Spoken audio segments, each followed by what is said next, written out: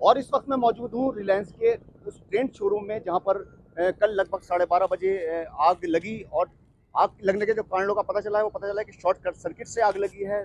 2 बार बिजली ने ट्रिप मारा और उसके बाद यहाँ पर भयंकर आग लग गई। लेकिन आग की भयावता इतनी खतरनाक होगी ये किसी ने सोचा नहीं था।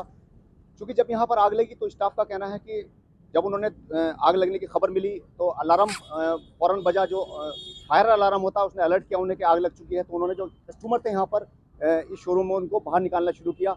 हालांकि ये भी माना जा रहा है कि जो कपड़े की शौकीन औरतें थी उनको बार बार धक्के देकर बाहर निकाला गया। वो बाहर निकलने के लिए तैयार नहीं थी, कपड़े खरीदने में लगी हुई थी, जिसके बाद उनको ज़बरदस्ती बाहर निकाला गया। और जब यहाँ पर आग लगी, आग की भयावता इतनी खतरनाक हो सकती है, देख सकते हैं आप कि कल सुबह 12:30 बजे इस शोरूम को आग ने अपने लपेट में लिया था। और आज सुबह मैं यहाँ पर जब यहाँ पीटीसी कर रहा हूँ खड़े होकर के, उस वक्त तक यहाँ पर धुआं निकल रहा है। ऊपर वाली बिल्डिंग में कहूँगा मैं कैमरामैन से दिखाएं, जो तीसरी मंजिल है उसमें से अभी तक धुआं निकल रहा है। फायर ब्रिगेड की गाड़ियाँ आसपास की धामपुर, चांदपुर, नगीना, बिजनौर, नजीबाबाद, यहाँ से सब गाड़ियाँ जब काम को पूरा नहीं कर पाई तो उसके बाद मुरादाबाद और अमरोहा तक की गाड़ियों ने यहाँ पर आग बुझाने का प्रयास किया, जिसके बाद यहाँ पर आग पर काबू पाया जा सका।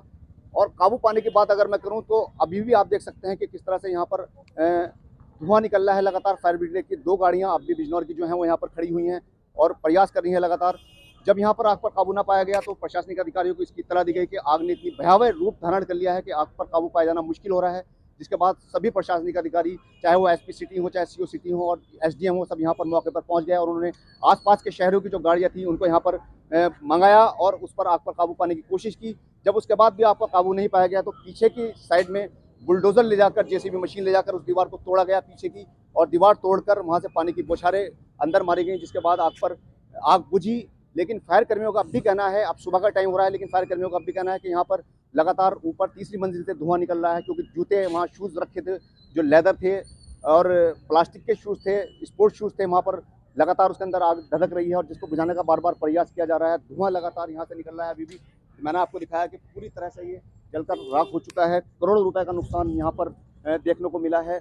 और ऐसी भयावह आग इससे पहले मैं आपको याद दिला दूं कि कुछ साल पहले सिविल लाइन में गंभीर इंपोरियम में लगी थी, जिसको 3 दिन में जिस पर काबू पाया गया था। और इस बार कंडीशन आप देख सकते हैं कि किस तरह से इत्तेफाक की बात आपको मैं बताऊं कि जब इसका ओपनिंग हुआ था तब भी मैंने यहाँ पर शूट किया था। यहाँ पर मैंने रिकॉर्डिंग की थी और दिखाया था किस तरह से सेलिब्रिटी मुंबई से आई थी यहाँ पर इसका ओपनिंग करने के लिए। और आज ये विडंबना कहूँगा कि आज जब ये समाप्ति की ओर बढ़ा तब भी मैं यहाँ पर खड़े होने के लिए मजबूर हूँ और आपको बताने के लिए बेबस हूँ कि किस तरह से इसको आग ने पूरी तरह से तबाह कर दिया। पीछे की दीवार पूरी तोड़कर आग को पर काबू पाया गया। और जो आसपास के घर थे, 3-4 घर ऐसे थे जिनमें दरारें पड़ चुकी हैं। पूरी रात उसके जो परिवार थे वो सड़कों पर रहे, गलियों में रहे, अंदर जाने की किसी की हिम्मत नहीं थी। और मैं दिखाऊंगा आपको कि एक यूनिक बाजार इसके पास ही में है, जिसके स्टाफ को बाहर निकलवाया गया और इसको खाली कराने की कोशिश की गई, लेकिन चूंकि इसमें भी माल काफ़ी था इसलिए इसको खाली कराया जाना पॉसिबल नहीं हो सका। एक एंजल सैलून है बराबर में, unisex unit of angel zone, इसमें इसको भी आग ने असर दिखाया। उसकी भी दीवारें भी काफ़ी क्रैक हुई हैं। लेकिन पीछे के जो 3-4 मकान हैं उनको पूरी तरह से क्षतिग्रस्त इस आग की लपटों ने किया। चूँकि ऐसा माना जाता है कि जो सीमेंट होता है जब वो आग की चपेट में आता है, जब उसके संपर्क में आता है तो वो टूटता है, गिरता है। पेड़ पड़ी हुई है मकानों में। पूरी रात उन्होंने परिवार ने पूरे सड़क पर गुजारी। और इस वक्त आप कंडीशन देख सकते हैं कि करोड़ों रुपए का ये जो शोरूम था ये जलकर रात में तब्दील हो चुका है। हालांकि अभी जो इसकी संभावित आंकड़े हैं वो करोड़ों में है, लेकिन इसके जो मालिक हैं उनसे अभी बात नहीं हो पाई है। वही बता पाएंगे कि आखिर इसमें लगभग कितने लाख रुपए या कितने करोड़ रुपए का नुकसान आया होगा। और मैं इस शोरूम के पीछे के हिस्से में मौजूद हूँ, जहाँ पर मैंने आपको बताया था कि जेसीबी मशीन के द्वारा इस दीवार को तोड़ा गया और किस तरह से ये दीवार को तोड़कर फायर कर्मियों ने यहाँ से आग बुझाई।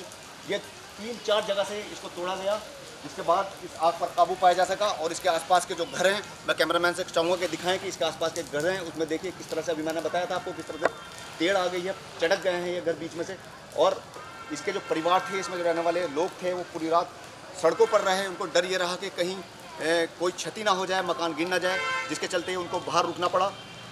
और आकलन हालांकि पूरी तरह से है नहीं कि कितना नुकसान है, लेकिन अब चूँकि अभी मालिकों से, जो इसके मालिक हैं, उनसे बात नहीं हो पाई। बहुत जल्द उनसे बात करेंगे और आपको बताएंगे कि इसमें लगभग कितना नुकसान है। ये एक बहुत बड़ा लॉस है, एक बहुत बड़ी आग थी मैंने आपको जैसे अभी थोड़ी देर पहले बताया था कि सिविल लाइन में इससे पहले ये आग लगी थी जो गंभीर बंधुओं की दुकान में लगी थी। 3 दिन में उस पर काबू पाया गया था। हालांकि इसको भी दूसरा दिन आज है और अभी पूरी तरह से इस पर काबू नहीं पाया जा सका है। ऊपर आग सुलग रही है। तीसरी मंजिल पर लगातार धुआं निकल रहा है, लपटें हैं हल्की, जिसको फायर कर्मी बुझाने की पूरी कोशिश कर रहे हैं।